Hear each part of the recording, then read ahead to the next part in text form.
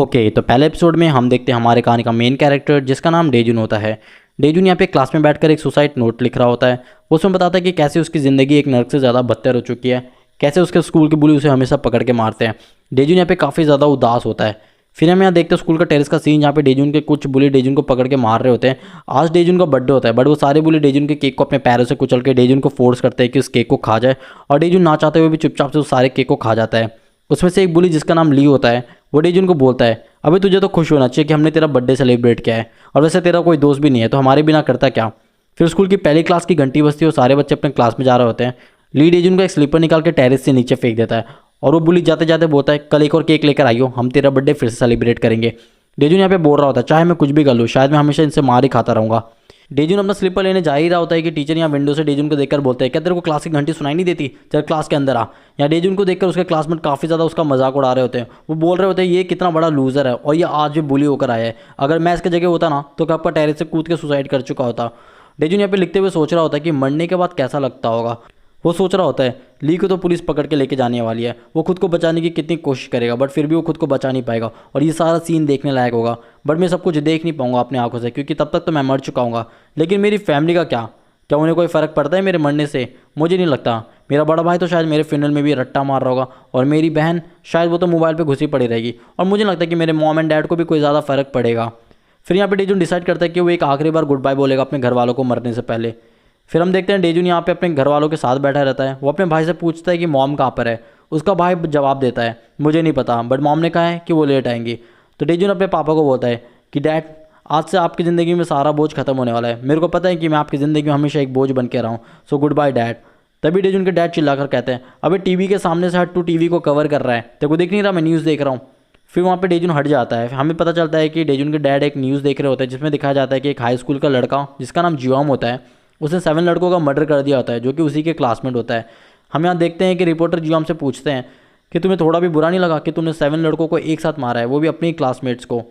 यहाँ जियोम चिल्लाकर कहता है, नहीं, मुझे थोड़ा भी बुरा नहीं लगा, मैं अपने आप को मुजरिम भी नहीं समझता। क्या तुम कभी उन दरिंदों से मिले हो जिन्होंने मेरे को मजबूर कर दिया था मेरी खुद की ज़िंदगी मुझसे लेने के लिए? तो मैंने उन सभी को मार डाला। और जाते जाते जियोम यहाँ पे एक मैसेज छोड़ के जाता है उस सभी विक्टिम्स के लिए जो बुली का शिकार होते हैं। जियोम यहाँ पे कहता है, किसी को कोई फ़र्क नहीं पड़ता कि तुम किस दर्द में जी रहे हो, वो तुम ही हो खुद जो इन सारे दर्द से निकल सकते हो, तो अपने लिए खड़े हो जाओ और अपने लिए लड़ो। इस पिच को सुन के यहाँ पे डेजुन काफ़ी ज़्यादा खुश हो जाता है, वो बिल्कुल मोटिवेट हो जाता है। वो खड़ा होता है और बिल्कुल ताली बजाने लगता है, और वो सोच रहा होता है, क्या मैं सच में मरना डिजर्व करता हूँ? मरना तो उन्हें चाहिए जिन्होंने मेरे को परेशान कर रखा है मेरे लाइफ में। यहाँ डेजुन के पापा ये सब कुछ देख के बिल्कुल खुश नहीं होते, और वो बोल रहे होते हैं कि बुली करने में किसी को जान से मारना ये बिल्कुल भी अच्छी बात नहीं है। अब सीन कट होते हम यहाँ देखते हैं डेजुन अपने रूम पे बैठ के गूगल कर रहा होता है कि कैसे वो सारे बुली को मारेगा कल, और वो देखते देखते सोच रहा होता है कि मैं ऐसी ज़िंदगी चाहता भी नहीं था, मैं एक नॉर्मल ज़िंदगी चाहता था अपनी लाइफ से, क्या मैं एक नॉर्मल ज़िंदगी भी डिजर्व नहीं करता? मैं किसी का मर्डर कैसे कर सकता हूँ? फिर डेजुन यहाँ पे डिसाइड करता है, और अगर मैं ऐसा नहीं करता हूँ तो मैं सारी ज़िंदगी बर्ड ली का पंचिंग बैग बन के रह जाऊँगा, और वो मेरे को हमेशा मारेगा। अपने बेड से उतरता है और एक टूल बॉक्स से स्क्रूड्राइवर निकालता है और वो अपने पिलो पे मार रहा होता है, और वो सोच रहा था कि कल वो इसी तरीके से ली को मार डालेगा। अब अगले दिन हम देखते हैं कि डेजुन अपने क्लास में चुपचाप बैठा रहता है, बट ली उसके पीछे से आता है और कस के उसके सर पे दे मारता है, और उससे बोलता है, क्या तू केक लेकर आया? अब ये मत बोलना कि तू केक लाना भूल गया साले, चल केक निकाल, कहाँ पर है केक? डेजुन यहाँ पे काफ़ी ज़्यादा गुस्सा होता है, वो बिल्कुल ली को मारने ही वाला होता है स्क्रू ड्राइवर निकाल के। डेजुन सोचता है, पहले एक काम करता हूँ, ली को मारता हूँ फिर उसके चमचों को मारूंगा, वैसे मैंने पूरी रात तैयारी करी है तो आज तो मुझे कोई नहीं हरा सकता। ली बोलता है, खड़े हो साले, क्या कर रहा है, ऐसे क्या देख रहा है? यहाँ डेजुन ली के शक्ल को देख के बिल्कुल डर चुका होता है, और वो स्क्रू ड्राइवर को डेस्क के नीचे छुपा देता है, और ली डेजुन को उठाकर एक कस के पंच मारता है। यहाँ डेजुन सोच रहा होता है कि मैं कितना बड़ा डरपोक हूँ, मैंने स्क्रू ड्राइवर को छुपा दिया ताकि ली उसे देख ना ले, और उसी वक्त ली उसे उठाता है और एक और थप्पड़ में थप्पड़ बजाता रहता है।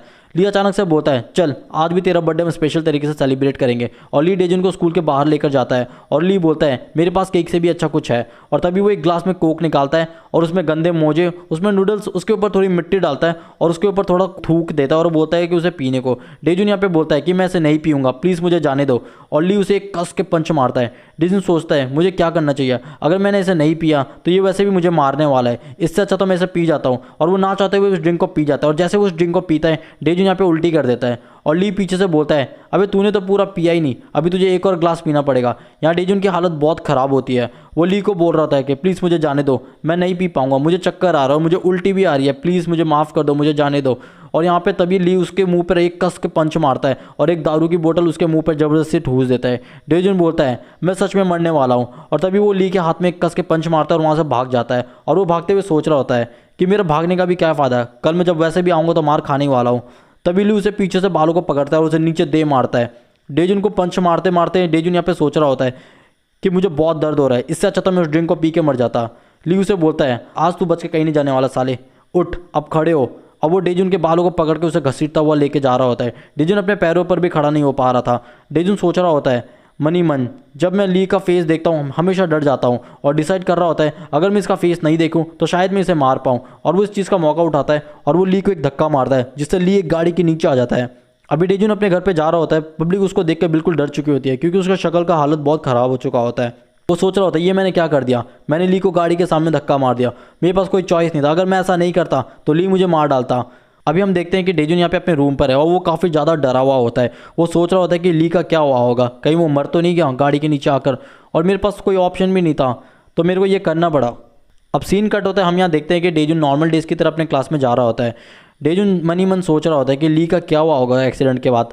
डेजुन यहाँ पे बोल रहा होता है, आज मुझे कोई परेशान नहीं करेगा, ली के बिना क्लास बहुत शांति होगी, बस पुलिस मुझे पकड़ के ना ले जाए, वरना मैं क्या करूँगा, मेरे मॉम एंड डैड भी मेरे को सपोर्ट नहीं करेंगे। डेजुन यहाँ पे क्लास का दरवाज़ा खोलने से पहले सोच रहा होता है कहीं पुलिस अंदर तो नहीं बैठी है, कहीं वो मेरा वेट तो नहीं कर रही है, मैं जैसे ही दरवाज़ा खोलूँगा मेरे को पकड़ लेंगे। बट डेजुन जैसे डोर ओपन करता है वो देखता है कि सब कुछ नॉर्मल है। यहाँ पे बिल्कुल नॉर्मल होता है कि सब लोग अपने डेस्क में बैठे रहते हैं, बातें कर रहे होते हैं, सब चीज़ नॉर्मल होता है, बस सिवाय एक चीज़ के, वो होता है ली का खाली डेस्क। थोड़ी देर में क्लास के अंदर टीचर आते हैं और वो एक अनाउंसमेंट करते हैं। इससे पहले कि हम क्लास स्टार्ट करें मैं तुम सबसे बताना चाहता हूँ कि कल ली का एक्सीडेंट हो गया था और वो कॉमा में अभी। यहाँ डेजुन के गांड फट के चार हो चुकी होती है। डेजुन सोचता है मुझे कोई फ़र्क नहीं पड़ता, मैं तो इस शांति को एंजॉय करूँगा, कितने दिनों बाद ब्रेक पे मुझे कोई नहीं मारेगा। ली हमेशा मेरे मॉम एंड डैड को गाली देता रहता था। उस वक्त डेजुन के क्लासमेट आते हैं और उसे बोलता है, डेजुन कि तुमने ली को धक्का मारा है ना, क्योंकि हमने तुम्हें देखा था कल ली के साथ। और डेजुन यहाँ शरीफ बनने की कोशिश कर रहा होता है। उसके क्लासमेट बोलते हैं कि हमने तुम्हें कल देखा था ली के साथ, झूठ बोलने की कोशिश मत करो। डेजुन को लगता है कि उसके वजह से क्लास में बहुत शांति है और अभी तक पकड़ा भी नहीं गया है, लगता है गॉड मेरे साथ है। तभी पुलिस की गाड़ी स्कूल के नीचे आती है और सारे बच्चे देख कर बोल रहे होते हैं कि शायद ये किसी को अरेस्ट करने आए यहाँ पे। अभी वहाँ पे एकदम से एक स्कूल का स्टूडेंट आता है और वो डेजुन को चिल्लाकर कहता है कि तुम्हें टीचर ऑफिस में बुलाया जा रहा है। डेजुन की गांड फट के 5 हो चुके थे। अब यहाँ हम यहाँ देखते हैं कि पुलिस को पता चल जाता है कि डेजुन ने ही ली को धक्का मारा था गाड़ी के सामने, क्योंकि उनके पास सीसीटीवी फुटेज होता है। फिर डेजुन के मॉम एंड डैड को यकीन नहीं हो रहा कि डेजुन ने धक्का मारा है उसे गाड़ी के सामने, बट पुलिस वाले सीसीटीवी फुटेज दिखाते हैं जिससे उनके मॉम एंड डैड को भी यकीन हो जाता है। बट कोर्ट में जब सुनवाई होती है तो डेजुन को छोड़ दिया जाता है क्योंकि डेजुन भी एक विक्टिम रहा है इसी वजह से। फिर आगे हम देखते हैं कि उसके मॉम एंड डैड डेजुन को वहीं पीछे छोड़ के चले जाते हैं और वो बोलते हैं कि अब वो बड़ा हो गया है, वो आ जाएगा। फिर हम यहाँ देखते हैं कि स्कूल से डेजुन को एक्सपेल कर दिया होता है क्योंकि उसने एक बच्चे का मर्डर कर दिया था। तो अब वो सोच रहा होता है जाते जाते कोई बात नहीं, एटलीस्ट मैं इन गांडुओं से तो दूर रहूँगा, इनकी शक्ल नहीं देखनी पड़ेगी मेरे को, अब मैं शांति से रहूँगा घर जाकर। फिर आगे हमें पता चलता है कि डेजुन के डैड ने उसे घर से निकाल दिया होता है। डेजुन कहता है डैड ने कितने आसानी से बोल दिया मुझे चले जाने को, अगर मैं नहीं आया तो ये लोग क्या करेंगे, ठीक है मुझे कोई फ़र्क नहीं पड़ता, मैं बस एक नॉर्मल ज़िंदगी चाहता था अपनी लाइफ में और मैं वो नॉर्मल ज़िंदगी डिज़र्व करता हूँ। और वो उस अपने घर को छोड़ के चला जाता है।